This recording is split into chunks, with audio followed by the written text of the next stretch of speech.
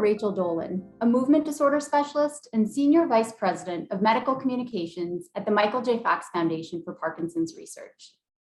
Welcome to Ask the MD in Conversation, where I talk with community members about important topics in Parkinson's.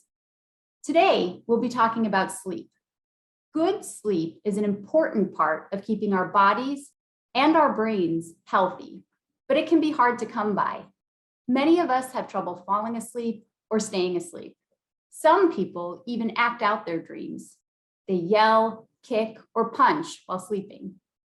This is called REM sleep behavior disorder, or RBD. For some people, RBD can be part of Parkinson's. It can be one of the earliest signs of disease, happening years or decades before diagnosis. But it can also happen years or decades into life with Parkinson's too. Not everyone with RBD goes on to develop Parkinson's, but scientists are learning more about this connection to develop better treatments and ultimately prevent Parkinson's. For more on these topics, we're talking with Terry Goldin, who's been living with RBD since 2012, and his wife, Holly. Welcome, Terry and Holly. Thank you so much for being here. Thanks, Rachel. We appreciate the invitation to be part of this program.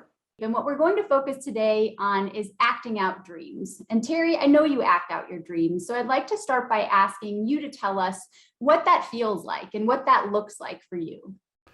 Well, it started, I used to play a lot of basketball, and then I finally wore out my hips and had to get them replaced. And but I still dream about playing basketball, and it's the excitement of it. And, one of my incidents that sort of opened up my eyes that I had a problem was I was dreaming about playing basketball and stealing a pass. And I jumped in front of somebody and caught the ball in my dream. It turned out that I tackled a glass lamp on my nightstand.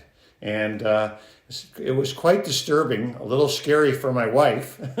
Very. And that's kind of how it all began.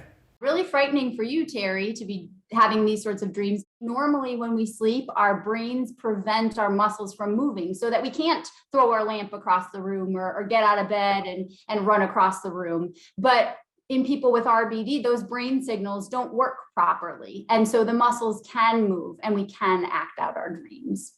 Holly, from your perspective, what is this like as somebody who shares a bed, is a spouse of someone? Obviously very, very concerning and worrisome. Very worrisome. Initially, really worrisome. Once we, identified the condition and he started getting treatment for it, less so. And as you lived with it for all these years, it's not as jarring as it was earlier on when it was so unexpected. It's disturbing to my sleep. I wake up. Fortunately, I'm a pretty good sleeper, so I can usually get back to sleep without too much trouble. Holly, you mentioned too that you were concerned at some point that, like many people, you might have to sleep apart for both of your safety and how this might impact your relationship or your marriage. Absolutely. And I think, had we not been successful with treatment, that might have been a necessary solution because I might not have been able to get enough sleep or adequate sleep. So I'm happy. Or enough security. Or enough security, right. But I worried if I moved to a different bed and now he's experiencing these things on his own, is he more likely to get hurt if I'm not there to wake him up when he's on this path of moving around too much? So let's talk a little bit about how you figured out what this was and what doctor you got to and how you led down a path toward the right treatment. So when I had this thing, she immediately went online and started looking it up and exploring exploring what other people say. As soon as I put in a search box, acting out dreams, information about RBD came right up. So it reassured me that he is not the only one experiencing this. I'm not the only one experiencing this. And eventually took us to a physician who had experience with RBD and did diagnose it. For me, it was kind of a good feeling that somebody was able to so quickly diagnose it.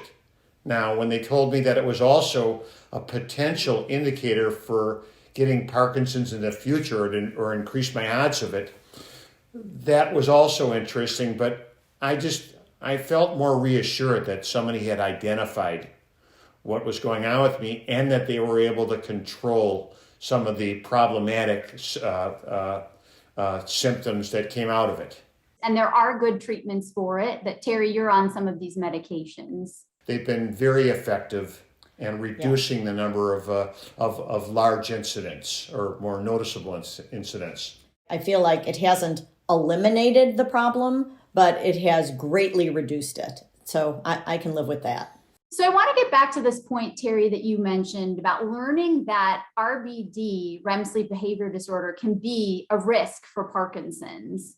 Obviously very concerning, very worrisome to learn that, especially right after you were diagnosed with RBD. So tell us a little more about that.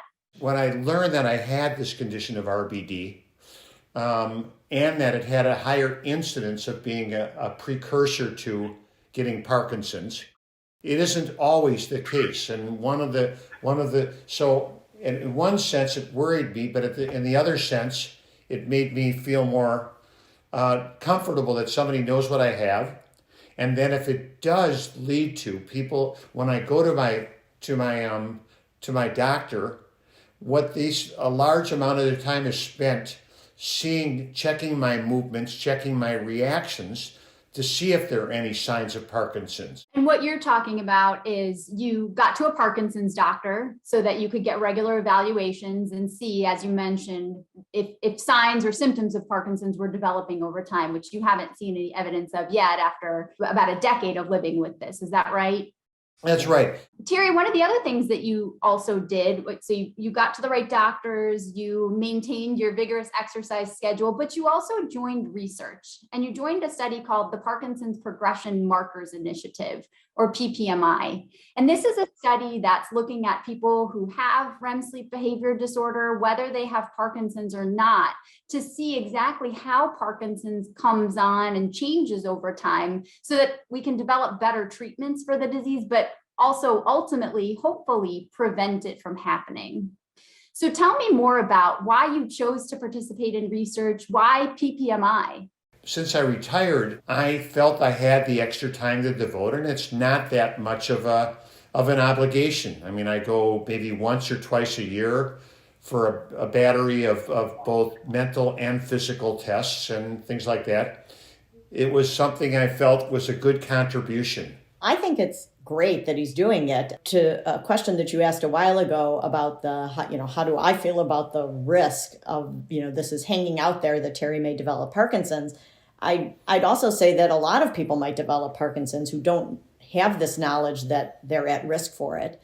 And therefore, they might have symptoms that develop that they're not paying attention to. And by the time they go get treatment for it, they're well into it. In this case, we're aware that there's a risk, and he sees, very well qualified doctors. He's part of this research study. I feel like we'll know very early on if that's where he's headed and when it begins, and that can be nothing but a benefit to us. You both have such great outlooks about this. Terry, what would you tell other people who are living with REM sleep behavior disorder? I would say that your biggest contribution would be to join a thing like PPMI or to participate. And what they could learn from me, hopefully, will help solve the mystery. And Holly, what would you tell other loved ones or spouses of people who are living with RBD? I would say make sure you're getting good treatment from somebody who has expertise in this area, because the treatment has been, I'd say, life-changing. And I think, too, the participation in a research study is proactive. You have a choice when you have something like this in your life. You could just kind of sit back and wait for it to happen, or you can be proactive and work toward its better outcome. On that note, Terry, I would ask you, how does it feel to be part of something like PPMI, which may have the potential to really change how Parkinson's is seen and how it's cared for, and potentially even make the disease something of the past? Well, I only hope that what they learn from me can help solve the puzzle. I'm not convinced I'm going to have Parkinson's, but if I do, I feel like I'm in very good hands. Thank you so much for participating in research, and also Terry and Holly for sharing your experiences with us today. Thank you, Thank you, Rachel. Rachel. If you act out your dreams, whether you have Parkinson's or not, you can help research. The Parkinson's Progression Markers Initiative, or PPMI, is learning more about the connection between REM sleep behavior disorder and Parkinson's. These insights could lead to better treatments and cures. For more on REM sleep behavior disorder and Parkinson's, download our free guide at michaeljfox.org/RBD guide.